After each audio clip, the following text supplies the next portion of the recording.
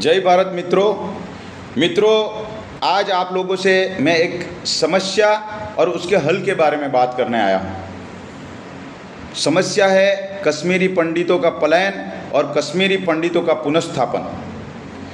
मित्रों, कश्मीरी पंडित मतलब वो लोग जो माँ सरस्वती के उपासक थे, विद्वान और ज्ञानी थे, शांति प्रिय थे और संस्कृति के रक्षक थे, प्रकृति के पूजक थे।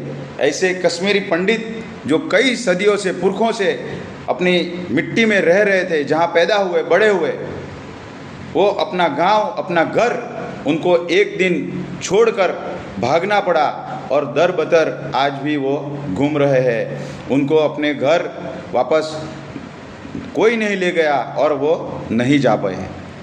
तो वो जो एक समस्या है, आज 30-32 साल से वैसे की वैसी हैं। सरकारें आईं, सरकारें गईं, बड़ी बड़ी बातें हुई, लेकिन उस समस्या का कोई हल निकला नहीं।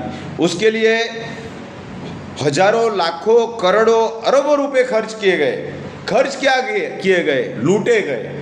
नेताओं ने ये जो जलती एक तरीके की चिता है उसके ऊपर अपनी रोटियां सेकी, लेकिन उसका कोई समाधान दिया नहीं। तो उस पर मैं आज ये कहना चाहता हूँ कि ये कुछ अलग से सोचना पड़ेगा। हो सकता है कोई सहमत न हो या किसी को थोड़ी बात विचित्र लगे, लेकिन मुझे ऐसा लगता है कि अगर आपको कभी कभी अगर शांति चाहिए तो उसके लिए युद्ध लड़ना पड़ेगा। अगर आपको शांति चाहिए तो आपको शस्त्र उठाना पड़ेगा, आपको बंदूक चलानी पड़ेगी। अगर आपको अपनी रक्षा करनी है, अपने देश की रक्षा करनी है, तो हमारे भारतीय संस्कृति में जो साधु होते हैं, जो सन्यासी होते हैं, उनको भी शस्त्र उठाने का और अपने कर्तव्य का पालन करने का जो है आदेश दिया गया है। तो मुझे लगता है कि अगर कश्मीरी पंडितों का पुनर्स्थापन करना है तो उनके हाथ में बंदूक देनी पड़ेगी। तो क्या करना होगा? तो 25 जो पुनर्स्थापित करना चाहते हैं हम, ऐसे 25 घरों के बीच में जो कश्मीरी पंडित युवा है, तो उस युवा के हाथ में बंदूक देनी होगी, उसे कमांडो ट्रेनिंग देनी होगी।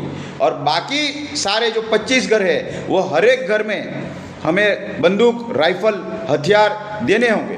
क्यों? कि हमला किसके ऊपर होता है? जो कमज़ोर होता है उसके ऊपर हमला होता है। जंगल में भी कौन से पेड़ कटते हैं? जो पेड़ सीधे होते हैं वही कटते हैं। हमारे गीता में क्या कहा गया है? उद्धरेद आत्मना आत्मानम ना आत्मानम वसादेत, कि अपनी रक्षा, अपना उद्धार आपको खुद करना पड़ेगा। पार्थ को कहो कि चढ़ावे बाण, अब तो युद्ध यही कल्याण। तो इस तरह से अगर एक युवा को कमांडो ट्रेनिंग दी जाए और बाकी 25 घरों के बीच में एक युवा हो और बाकी के घरों को बंदूक दिया जाए, तो जो भेड़िए हैं, भेड़िए बातों से नहीं बांधते, भेड़ियों को तो शिकार ही करना पड़ता है। तो ऐसे भेड़िए अगर हमला करने के लिए आए और सामने से भी गोलीबारी हो, तो वो जरूर इस समस्या का हल निकलेगा। जो हमारे जवान हैं, वो आज हर एक सरकार जो आती है वो ये दावा करती है कि हमने ये जो आतंकवाद है उसके ऊपर काबू पाया, उसको कंट्रोल किया। लेकिन मैं कहता हूँ, आप रोज़ देखिए, एक भी ऐसा सप्ताह, एक भी ऐसा वीक ऐसा नहीं जाता कि जिसके अंदर हमारे जो सैनिक है वो शहीद ना होते हो, उनके घर जो है जो ना टूटते हों। तो इसलिए अगर इस तरह से अगर किया जाए तो मुझे लगता है कि आने वाले सिर्फ 5 से 10 साल में ये समस्या से हम निजात पा सकते हैं। किसी को अगर ऐसा लगेगा कि ये सिविलियनों के हाथ में बंदूक देने से क्या होगा, तो मैं उनको ये उदाहरण देना चाहता हूँ जो अभी दिख रहा है। अभी अपने सामने हमने देखा कि खुद को महासत्ता मानने का दावा करने वाले रसिया को जब सामान्य घरों के स्त्रियों ने, बच्चों ने, युवाओं ने, पुरुषों ने और वृद्ध पुरुषों ने भी हाथ में जब बंदूक उठा ली, तो उसको भी झुका दिया, रसिया को भी झुका दिया। और वो आज भी अड़िग खड़े हैं। किसी फिल्म में हमने डायलॉग सुना था कि आम आदमी एक सोता हुआ शेर है, अगर जाग जाएगा तो चीर फाड़ देगा। तो मैं भारत सरकार को इसके ऊपर विचार करने के लिए विनती करता हूं कि आप इसके ऊपर सोचें कि जो युवा है उनको कमांडो ट्रेनिंग दे, एक को, बाकी सबको मिलिट्री ट्रेनिंग दे, और जो अपने घर को उनको भेजे, और जो सैन्य है वो सैन्य इनको सहयोग देगा, और सैन्य को जो है ये लोग सहयोग करेंगे।